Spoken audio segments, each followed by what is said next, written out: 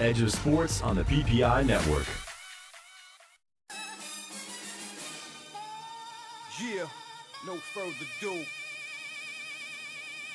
You know who it is.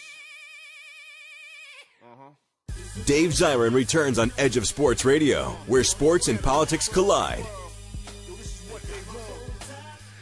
Boom, we're back here on Edge of Sports. Our next guest is the author of The Whore of Akron, One Man's Search for the Soul of LeBron James. It is a very funny, very profane, very moving, very maddening, very, at times, infantile text on LeBron's move to Miami and the unparalleled heartbeat of being a fan. Heartbeat and heartbreak is the way I was thinking about it, of being a fan of Cleveland sports. He writes for Esquire magazine, where he's one of the best. He's interviewed them all. He even got a tattoo alongside Dennis Rodman. His name is Scott Raab. Scott, how are you, sir? Great. Happy to be here, man. How are you? I'm happy to really talk to you about this. I mean, I read the book, and I read it very, very closely. But let me start with just a basic question, taking on the news hook of the day. Sure. What would you say if someone from St. Louis said to you, if LeBron is the whore of Akron, Albert Pujols is the whore of the Dominica? Or if someone from New Orleans said to you, Chris Paul is the whore of New Orleans, what would you say to them? I would say that a major component in my sense of betrayal, infantile though it may be, is the fact that the narrative we imposed as Cleveland fans, and I can only speak for me, is that this is a native son. This is someone who was born and raised on our soil. So to me, that's a fundamental difference there. The other thing I would say, because only because I've been hearing it now for many months, get over it, you hater. Mm-hmm. You would use the hater card on others? No, but how tired does it become after a while? I'll own up to it. Listen, you have to, and that was part of the writing of the book. Where it was trying to come to terms with what is it? Is it hatred? What is it? Is it love that just went bad? What is it? And I think those are legitimate questions. But no, it's far too easy to toss off the word. But it's also a book of tremendous depth, and specifically depth about. No, I mean that it's a book because it's a book about yourself and your own life, which I found fascinating. Maybe because I'm a fellow hard-scrabble member of the tribe with certain resentments of Israeli politics, so I guess I felt a certain affinity for you there. But also another self-hating Jew. Yeah, that's what they tell me anyway on many emails. But also because it's a story about Cleveland and the rough times that Cleveland has gone through, and the way LeBron James leaving spoke to those rough times in a way that's perhaps unique among American cities. And I'm sorry to go on for the preamble, but that leads to two questions I really want to ask you. And I think it's a fair question, even though I know from your blog it's not a question you appreciate. Because you write a great deal in the book about your love of Cleveland, and you write about the betrayal of LeBron leaving. But you are a writer of great success, and as a writer, you have the capacity to live anywhere. Yet you have chosen yourself not to live in Cleveland, where certainly your taxes, your tax base would help, etc. You have chosen, because you are a talented person, to leave. Is it hypocritical to hold the mirror up to LeBron instead of to yourself? I think to some degree it is hypocritical. I'd like to add, because it is something I've thought and written a great deal about, when I left in 1984 to go to graduate school, let's forget about the fact that I actually always did think I'd come back, and the dream was if I could only be a sports columnist for the Cleveland Plain Dealer, my goodness, that would be as high as I could shoot, as I could possibly shoot. And part of the equation for me, and this is again acknowledging the hypocrisy that you point out, is that, you know, for the comparison to hold, when I left, I would have had to have inflicted some sort of wound, economic and emotional. There would have had to have been an employer willing to go to almost any lengths to keep me. I would have had to have been carrying the hopes and dreams of at least hundreds of thousands of desperate people who identified themselves as Clevelanders and felt like losers, and were waiting for someone like me to come along and make them feel a little bit better, and on and on and on. That's all intellectually might hold some water. But emotionally, I hear you. The best writer I know in Cleveland, a fellow named John Hyduck, my age, 59, works second shift at a beverage warehouse, checking pallets going out. That's not to say that I could not now, as I believe Joe Esterhazy has done, move the family to Cleveland and somehow, keep the job at Esquire, God willing, do a second book, all that stuff. And the reason I have not, the reason that I'm sitting in northern New Jersey, a half hour out of Penn Station in Midtown, is partly because my son was born in New Jersey, and I don't care to inflict the kind of I don't want to overstate it and over dramatize it because it's so easy to caricature the city of Cleveland, but I don't want to inflict the kind of internalized self-loathing that entire metropolitan area has to put up with. I go back there and talk to classes, after-school journalism classes. The first question often is, why do you love Cleveland so much? And these are from young kids who've grown up there. So I know it's a long-winded answer, but it's honest as I can be. No. I like the long-winded. So definitely. Oh, good. I do. Well, you got the right guy. And I'll tell you why I like your answer. Because if we use the metric you just laid out and then apply it to LeBron, particularly his life and everything that you wrote in the book, growing up, single mom, living in a car at one point, becomes this incredible figure of superstar note, obviously to a degree much greater than yours as a writer. I accept all of that in terms of that compare and contrast.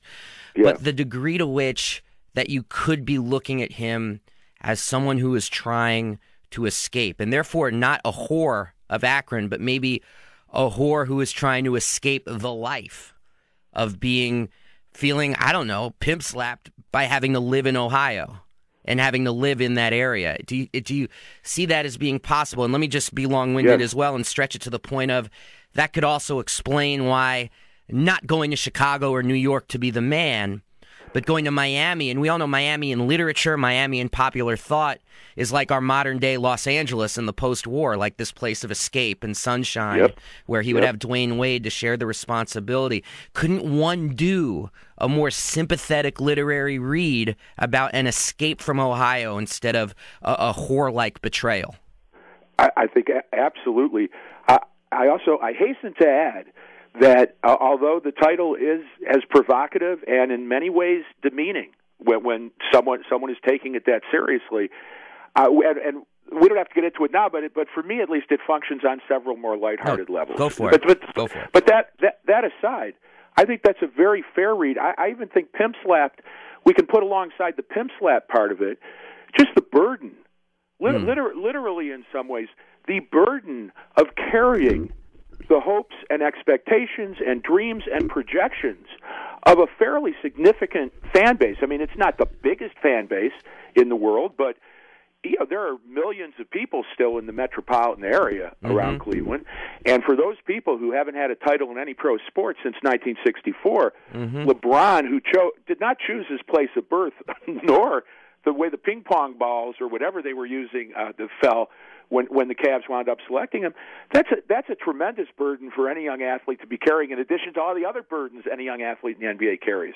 The idea that he was supposed to, and spoke about, that his only goal was to bring a championship to this area, that he understood how bereft the fans were and what their hunger was and their sense of failure after failure after failure. Huge burden. The pimp slapping, that's separate and bad on a whole different level. But, yeah, it's possible to have a much more sympathetic read than I gave to him, but to be much more generous than I was. Absolutely. And also, given your life, and I'm sorry to speak so intimately, but it is so central to the book, but given your life and the pain that you suffered in Cleveland, couldn't you, if you had chosen to, done a profoundly different book called, say, LeBron James, the Man Who Escaped? That would be an evisceration of Ohio and Ohio sports and what it does to people. Like everything you said. You just said you wouldn't move your son there because of the psychic pain. And I respect that as somebody who grew up in New York City and has chosen not to move back there with my kids. Like I feel that big time. And so, but it's like you could have written LeBron, the Man Who Escaped. Couldn't you have written that book? I have a couple of answers. No. Obviously, this was not a canny, savvy, calculated process. either in terms of the title, which came from a Twitter hashtag, or in terms of the way the book played out. I'm not pleading guilty of art. I'm simply saying I did not have a game plan here. I had to work through some things that seemed as fundamental to me as my ethnicity and my gender. And I know how contrived and forced that may sound. It never felt that way, and it never has to me.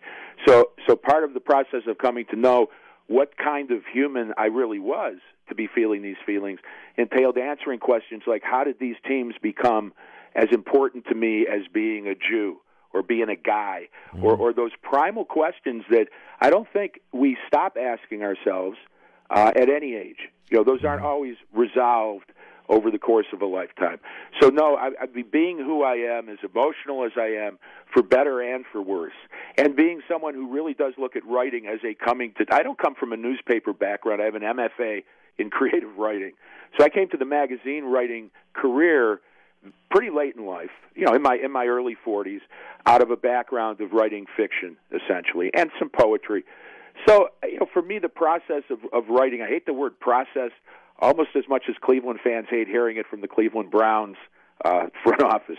But, the truth is I didn't have a game plan here. I didn't have, this is how I'm going to do the maximum amount of harm to myself as a mature human being and to this fine young athlete whose only, role in life as far as I'm concerned is to deliver unto us a championship.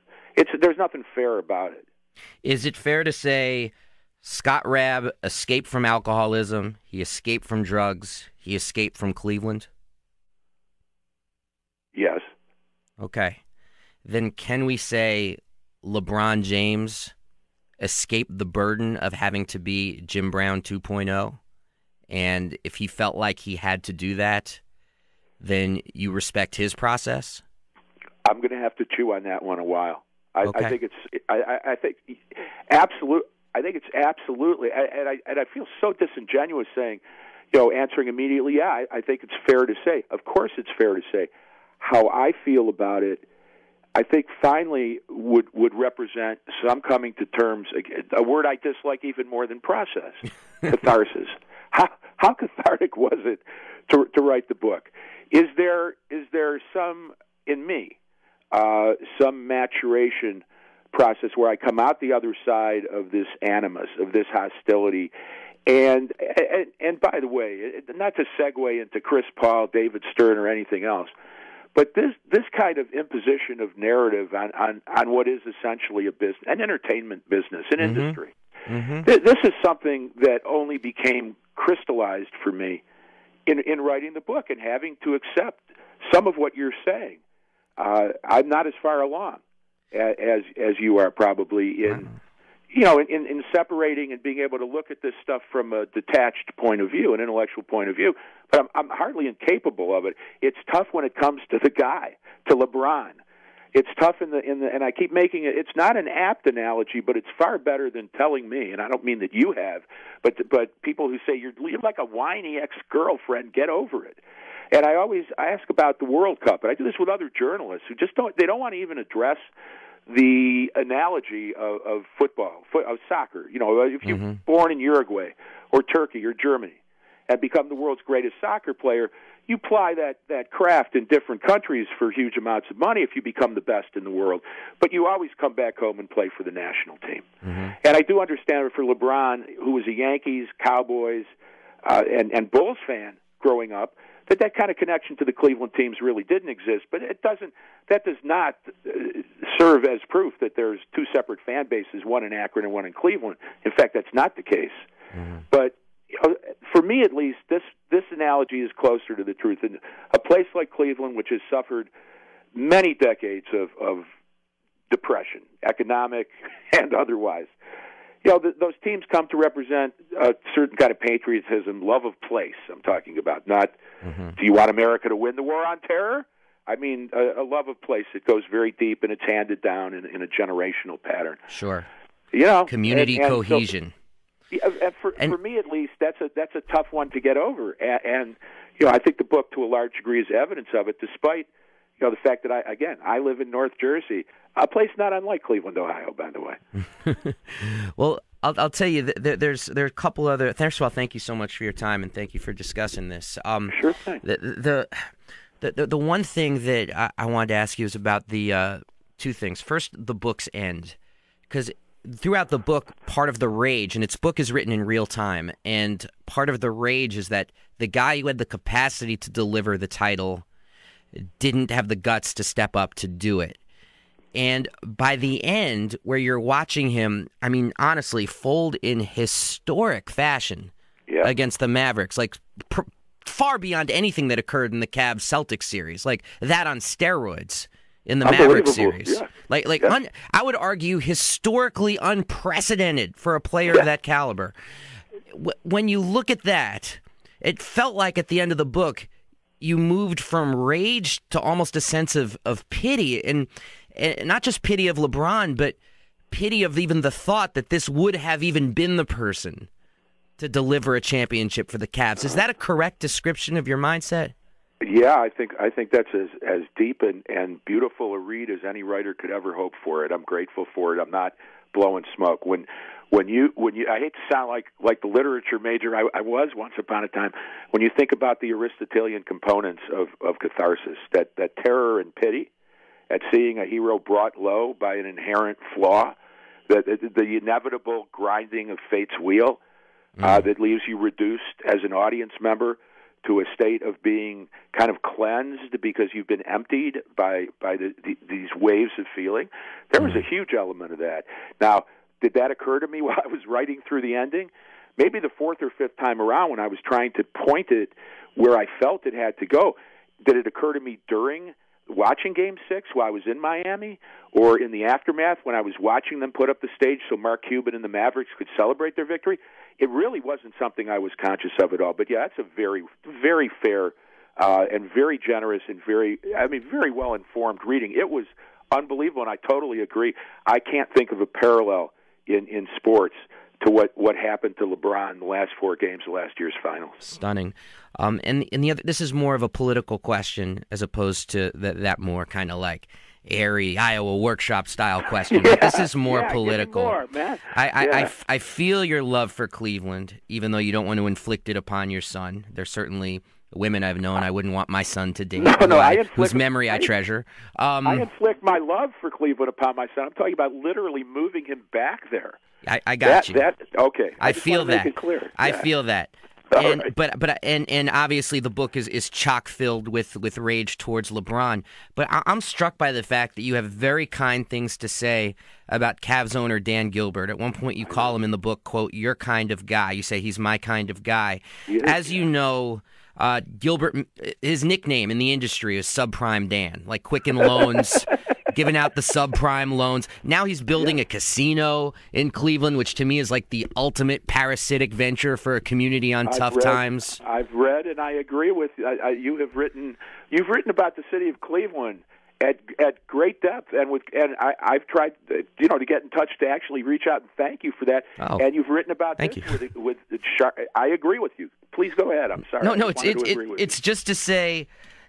It seemed in the book like you would instinctively stand against a Dan Gilbert because of the relationship between him and the city, but that the love of sport and the fact that he stood up for the fans trumps the material of what he's actually doing in town. And that seemed, I don't think anything, you've used the word disingenuous a couple of times. I haven't found any of your comments disingenuous, but that seemed disingenuous to me when reading the book. It's not easy to reconcile, except in the context. What I mean is that if you're going to do the post office wanted poster wall of people who sank the economy, I don't think Dan's really high up on the wall. I just don't. I mean, it's not as if I've studied derivatives and their creation and the doom, or near doom, the collapse that ensued in their wake. I'm not sure that Dan and Quicken Loans, I don't want to defend, there's one blogger in Cleveland, carpet-bagging loan shark is his term over and over again.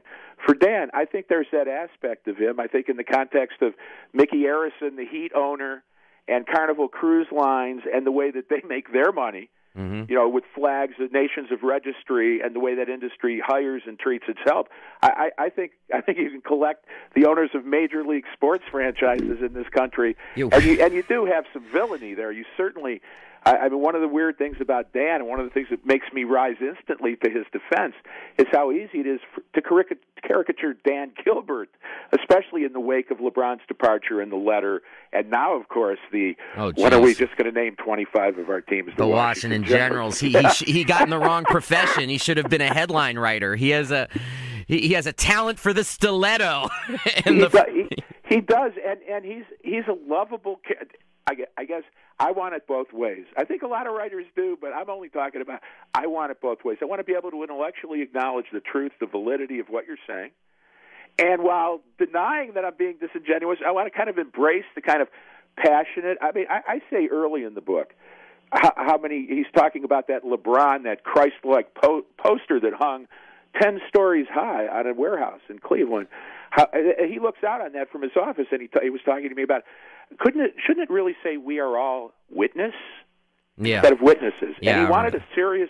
I mean, how many years has this man spent staring at that, going slowly mad? I think is what I wrote in the book. Yikes! So there is a mad thought. genius aspect to Dan that I kind of find charming in the literary sense. But yeah, especially right now at this sort of crossroads, and it really is a crossroads right now in the history of the league. No question.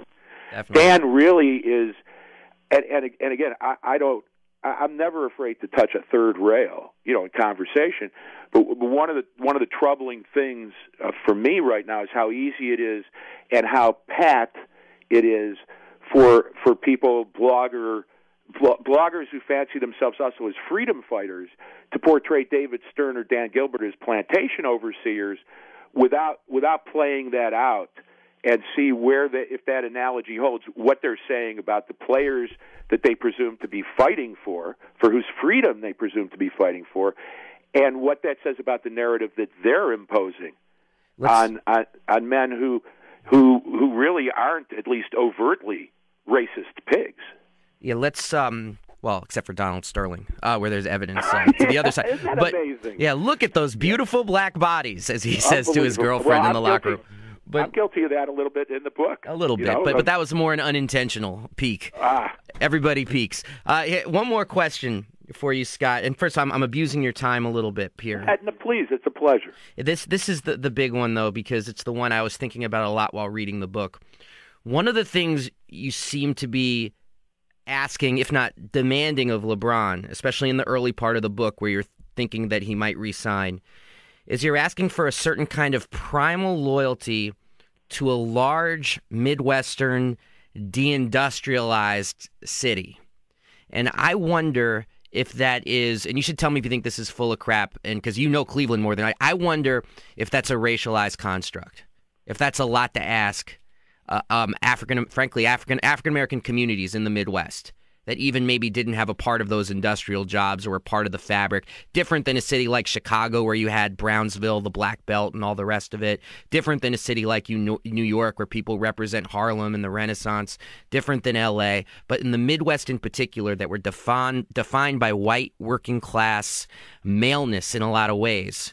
City around shoulders. I know that was Chicago, but hey, bear with me, and all the rest. Is what you were asking of LeBron the equivalent of speaking Chinese to somebody from Japan and asking them to understand you? I don't think so. I think you're selling Cleveland and the Great Migration short. Fair historically. Enough. Hence my question. Please. Yeah, no, I think that for Cleveland's boom, its peak as a city. I was born into the 7th largest city in the country, Cleveland, Ohio. A lot of those jobs were held by blacks who came up from the South in the Great Migration to work in the steel, both auto, tool and die, all those industries. Cleveland was the first major American city to elect an African American as mayor, Stokes. Carl Stokes. And Cleveland has no Harlem. I can't. It was never Chicago or New York. And Akron is not Cleveland, and so I can't speak directly to the rubber city, what was the rubber city, and I certainly can't speak at the level of West Akron. But I think it's important to note, and it's not entirely avoiding the question, when LeBron decided to go to St. Vincent St. Mary High School in Akron, a Caucasian, very, very, exclusive Catholic school. His village of West Akron, they were very aware of LeBron's ability as a basketball player, fully expected him to go to Bucknell, the public, almost all-black high school, and they felt the same sense of treachery. Now, they got over it. They certainly have gotten over it. But I think, for all of us, these concepts of loyalty. I think we're always, to some degree, speaking Chinese to Japanese, and I mistrust it a little bit. Not the question, because I think it's a fair one, but any answer kind of presumes some specific knowledge by starting in a very global and generalized way.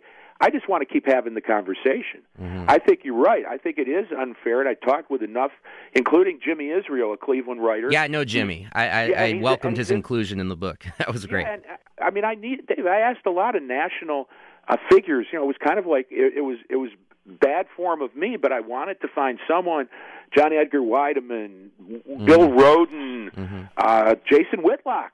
I wanted to find a guy, and it was unfair, especially for a book that was going to be called The Whore of Akron. But Jimmy was great. Jimmy's a smart guy, not a huge basketball fan, and he talked a little bit about freedom and the concept of freedom, loyalty and the concept of loyalty, and all the your mama stuff that came up around LeBron. And these are important cultural chasms that make asking the question in a certain dialect from a certain place untranslatable to a kid from West Akron. I get that. And the last question, because this was just in the news this week, and I'm sure you've been asked it already, but LeBron in an interview said he could see ending his career with the Cavs. Isn't that something? Your thoughts? I do. I think the narrative that LeBron imposes on LeBron is shifting. I do. Honest to goodness, I think we all saw him during the finals last year. The TV kept showing him before each of the last few games, giving the pep talk to his teammates. And he was tweeting the heck out of those finals. And the kid obviously is sensitive. He cares about his image a great deal. He's coming to some deeper understanding. I mean, goodness sake, he'll be 27, I believe, on December 30th. I know his birthday, for God's sake. Yeah, I like the fact that during this week, during his sit-downs with I forget, ESPN, is that the worldwide leader? I believe they are, yes. Yeah, so there does seem to be some shifting of internally for him, some understand. I'm not sure how hard he's worked on his game, by the way, but he's worked pretty hard on talking to himself about who he is and what his legacy may truly be as an NBA. I think a megastar.